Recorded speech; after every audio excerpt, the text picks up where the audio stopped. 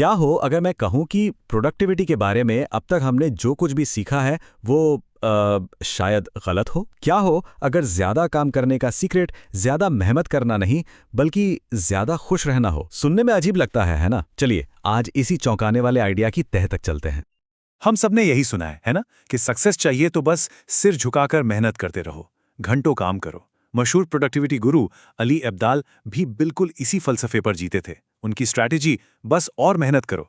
लेकिन फिर वो एक ऐसे बर्नआउट के जाल में फंसे जिसने उन्हें सब कुछ फिर से सोचने पर मजबूर कर दिया। जरा सोचिए, क्रिसमस का दिन है और कोई आकर कहे मेरी क्रिसमस, आज बस कोशिश करना कि कोई मर न जाए। ये कोई मजाक नहीं था। ये वो लाइन थी जो एक सीनियर ने जूनियर डॉक्टर अली अब्दाल को कही थी। और यहीं से उस भयानक हकीकत की शुरुआत हुई जिसने प्रोडक्टिविटी को लेकर अली के सारे विश्वास को हिलाकर रख दिया। सीन कुछ ऐसा था। क्रिसमस का दिन, हॉस्पिटल का वार्ड मरीजों से खचाखच भरा हुआ है और अली अकेले। एक के बाद एक इमरजेंसी आ रही है, हर तरफ अफरा तफरी। उनकी वो और मेहनत करो वाली स्ट्रैटेजी वो उस दिन बुरी तरह से फेल हो रही थी, बिखर रही थी उनकी आंखों के सामने। कहते हैं ना, जब एक ही दीवार में बार बार सिर मारने से कुछ ना हो तो समझदारी इसी में है कि रुककर एक दरवाजा ढूंढ लिया जाए। अली के लिए वो पल आ चुका था। उन्हें यह एहसास हो गया था कि जो तरीका वो अपना रहे हैं वो काम नहीं कर रहा। अब कुछ बदलने का वक्त था। और तभी उनके एक मेंटोर डॉक्टर बार्कले ने उन्हें एक ऐसी सलाह दी जिसने सब कुछ बदल दिया। उन्होंने कहा, अगर इलाज काम नहीं कर रहा है तो बीमारी की डायग्नोसिस पर सवाल उठाओ। ये सिर्फ एक मेडिकल सलाह नहीं थी, ये एक लाइफ चेंजिंग मोमेंट था। अली को समझ आया कि वो गलत समस्या को सुलझाने की कोशिश कर रहे थे। और फिर सवालों की एक झड़ी लग गई। क्या सच में सक्सेस के लिए दुखी होना जरूरी है? क्या ये जो हसल कल्चर है ये लंबे समय तक चल भी सकता है? क्या स्ट्रेस में रहने से काम बेहतर होता है या कामयाबी के लिए अपनी हेल्थ और खुशी को कुर्बान करना ही पड़ेगा? इन्हीं सवालों के जवाब से फील गुड प्रोडक्टिविटी का जन्म हुआ। अब ये सिर्फ कोई फिलॉसफी या अच्छी बातें नहीं है। इसके पीछे बाकायदा साइंस है, मजबूत साइंटिफिक एविडेंस है। और इसे समझने के लिए चलिए क्लासिक पहेली देखते हैं। तो यहां स्क्रीन पर देखिए, सामने 3 चीजें हैं। एक मोमबत्ती, कुछ माचिस की तीलियां और थंबटैक्स से भरा एक छोटा सा डब्बा। अब चैलेंज ये है कि इस मोमबत्ती को दीवार पर ऐसे लगाना है कि जब ये जले तो इसका मोम नीचे टेबल पर ना टपके। दिमाग लगाइए जरा, कैसे करेंगे इसे?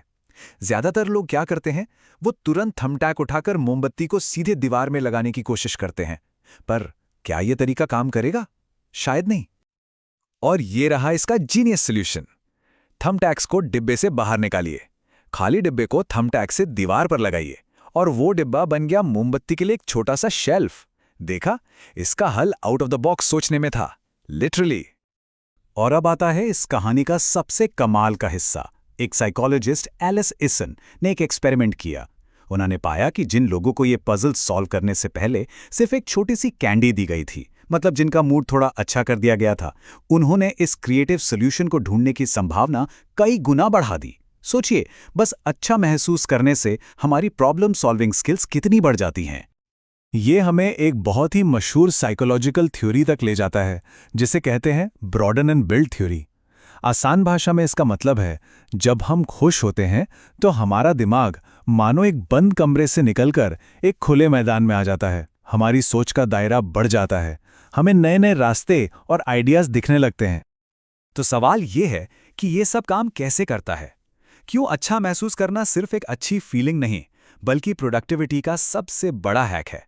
चलिए इसके पीछे के 3 सबसे बड़े फायदों को समझते हैं, जो मिलकर एक कमाल का साइकिल बनाते हैं। ये तीनों फायदे एक दूसरे से जुड़े हुए हैं और मिलकर एक ऐसा पॉजिटिव फीडबैक लूप बनाते हैं जो हमें आगे ही आगे ले जाता है। तो चलिए एक एक करके इन्हें देखते हैं। नंबर 1, ये एनर्जी बढ़ाता है। सीधा सा हिसाब है, जब हम अच्छा महसूस करते हैं तो हमारा ब्रेन डोपामाइन जैसे फील गुड केमिकल्स छोड़ता है। ये केमिकल्स हमारे मोटिवेशन और फोकस के लिए फ्यूल की तरह काम करते हैं। हमें काम करने के लिए एक इंस्टेंट एनर्जी बूस्ट मिलता है। नंबर 2, ये स्ट्रेस कम करता है। एक थ्योरी है अनडूइंग हाइपोथेसिस, जिसका मतलब है कि पॉजिटिव इमोशंस नेगेटिव इमोशंस के असर को अनडू कर सकते हैं, मतलब पलट सकते हैं। ये हमारे नर्वस सिस्टम को शांत करते हैं और हम ज्यादा रिलैक्स्ड और फोकस्ड महसूस करते हैं। और तीसरा, और शायद सबसे जरूरी फायदा, ये जिंदगी को बेहतर बनाता है। साइंस ये साफ साफ दिखाती है कि हम जो सोचते आए हैं वो गलत हैं। खुशी सक्सेस का रिजल्ट नहीं है, बल्कि सक्सेस खुशी का रिजल्ट है। जो लोग ज्यादा खुश रहते हैं वो अपनी लाइफ के हर एरिया में ज्यादा सफल होते हैं। तो देखिए ये साइकिल कैसे काम करता है। हम अच्छा महसूस करते हैं, जिससे हमारी एनर्जी बढ़ती है। उस एनर्जी से हमारी प्रोडक्टिविटी बढ़ती है, और बढ़ी हुई प्रोडक्टिविटी से जब हमें सफलता मिलती है तो हम और भी अच्छा महसूस करते हैं। ये एक ऊपर की ओर जाने वाला चक्र है, एक अपवर्ड स्पाइरल जो हमें लगातार बेहतर बनाता है। तो अब सबसे बड़ा सवाल ये उठता है कि इस पावरफुल साइकिल को शुरू कैसे किया जाए। इसका जवाब शायद थोड़ा हैरान करने वाला है, पर बहुत सिंपल है। जवाब है खेल। जी हां, अपने काम में खेल को वापस लाकर। इसका सबसे बड़ा उदाहरण है महान साइंटिस्ट रिचर्ड फाइनमैन।